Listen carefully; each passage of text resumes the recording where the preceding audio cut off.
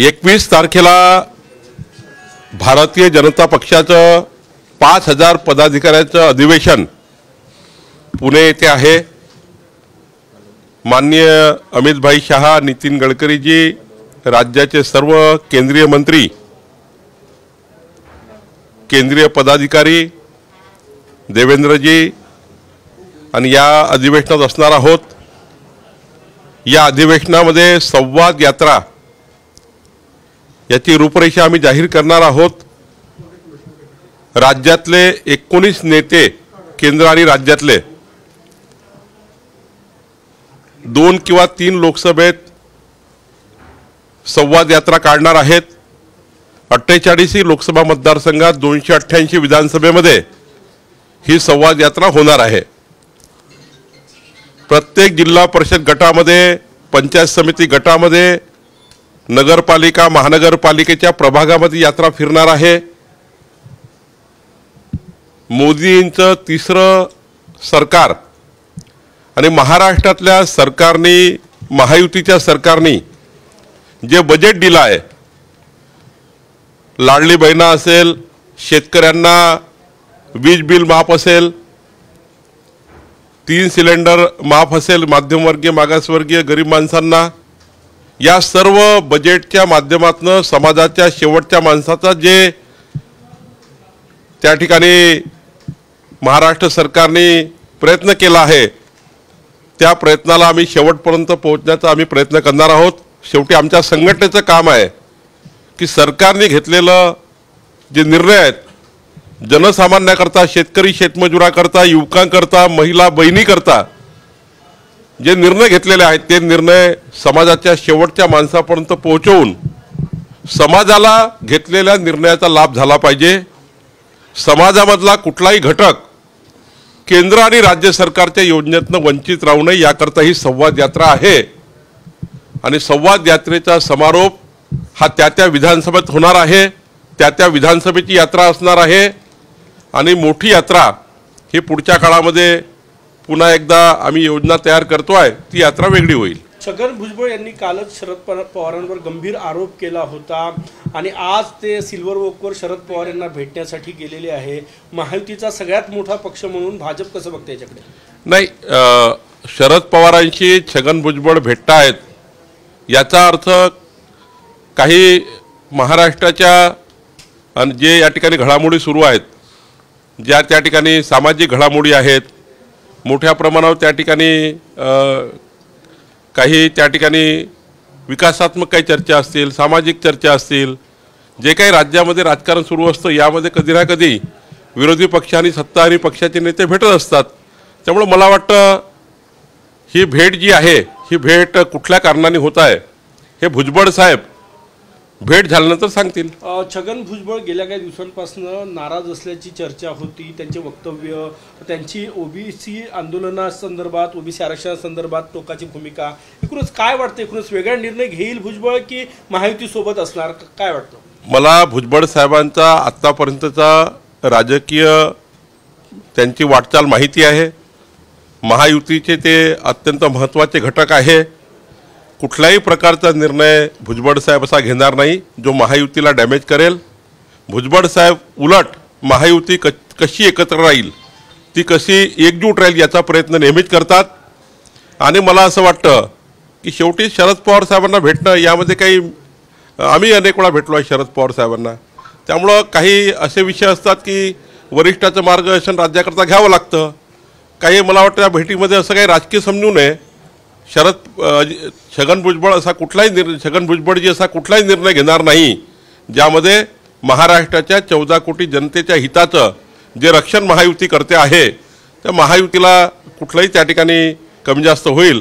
महायुती पुढच्या काळात टिकेल आणि पुन्हा या महाराष्ट्रात सरकार येईल, याकरता भुजबळ साहेब नक्कीच महत्त्वाचा दुवा म्हणून काम करतील। आत्ता जो विधान परिषदेचा निकाल लागला त्यानंतर महायुतीचं मनोबल जे आहे ते नेत्यांचं मनोबल उंचावलेलं आहे असं म्हणता येणार, कारण की 9 जागा निवडून आलेल्या आहे, कमी आमदार असताना, मतदार असताना। नाही, महायुती एकसंघ राहिली। एकनाथजी, देवेंद्रजी, अजितदादा आणि आमचे 11 पक्ष एकत्रितपणे निवडणूक लढल्यामुळं हा मोठा विजय महायुतीला मिळालेला आहे। पुढच्याही काळामध्ये महायुतीचं सरकार एकसंघप्रमाणे एकसंघ पद्धतीने राहून येईल आणि महायुती ही पुन्हा सरकारमध्ये चांगल्या पद्धतीने येईल। आता किती सीट येतील काय येतील तर हे भविष्यकर्ते सांगतात आहे, काही सर्वे येत आहे, काही कुणी सांगतात आहे। त्यामुळं मला असं वाटतं की जे काही काम एकनाथ शिंदे देवेंद्र फडणवीस सरकारने केलं आहे, अजितदादाच्या सरकारने केलं आहे, हे जे काम समाजाकरता झालं आहे, शेतकरी शेतमजुराकरता ज्या योजना राज्य सरकारने केलेल्या आहे, यातनं महायुतीचं सरकार महाराष्ट्रामध्ये येईल। महाराष्ट्राची जनता ही मोदीजी आणि एकनाथजी हे डबल इंजिनचे सरकार आहे, कारण जनतेला हे माहिती आहे डबल इंजिन सरकारच महाराष्ट्राचं भलं करू शकतं। चुकीनं जर महाविकास आघाडीचं सरकार आलं तर महाराष्ट्रातल्या योजना ते बंद करतील, केंद्रातल्या मोदींच्या योजना बंद करतील। जसं उद्धव ठाकरेंच्या काळामध्ये केंद्र सरकारच्या साऱ्या योजना उद्धवजींनी बंद केल्या होत्या। आता समजा जर चुकीचं मतदान गेलं महाविकास आघाडीला तर लाडली योजना बंद करतील, लाडली बहीण योजना बंद करतील, त्यानंतर सिलेंडरची योजना बंद करतील, गरीब माणसाचं अन्न बंद करतील।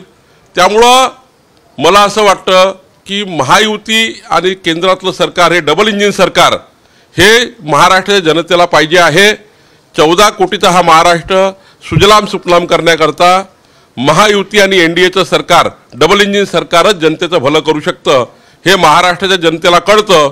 आणि त्यामुळे मला असं वाटतं की महायुतीचं सरकार हे राज्याच्या भल्याकरता काम करणार आहे। सर्वपक्षीय बैठक झाली आरक्षणाबाबत, त्या बैठकीत विरोधक गेले नव्हते, त्यावरून महायुतीच्या नेत्यांनी टीका सुद्धा केली। काल भुजबळ असे म्हणले की बारामतीतून विरोधकांना फोन आला म्हणून विरोधक गेले नाही, थेट शरद पवारांकडे इशारा होता त्यांचा। मला छगन भुजबळजी काय त्याच्या मनात होतं मला माहिती नाही, पण विरोधी पक्षाच्या नेत्यांनी सर्वपक्षीय बैठकीला न जाऊन ज्या ठिकाणी मराठा आणि ओबीसी आरक्षणाचा महत्त्वाचा निर्णय घेण्याचा आहे, शेवटी ओबीसीतलं कुठलंही आरक्षण जाऊ नये ही भूमिका सर्वांचीच आहे।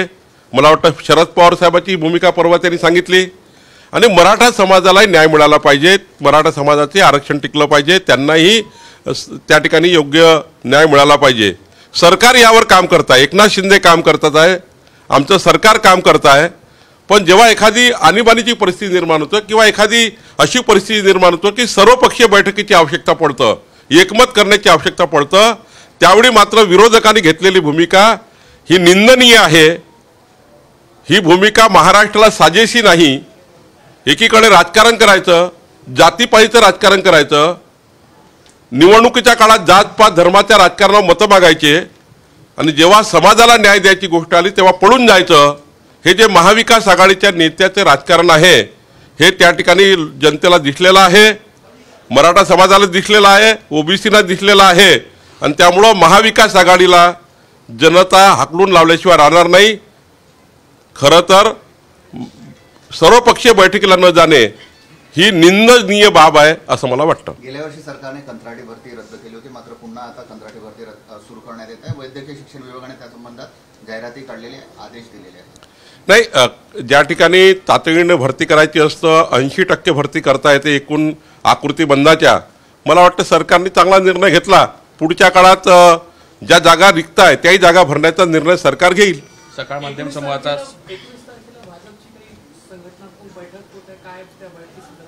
19 तारखेला एक संघटनात्मक बैठक आमचे प्रभारी भूपेंद्र यादवजी, अश्विनी वैष्णवजी घेत आहे।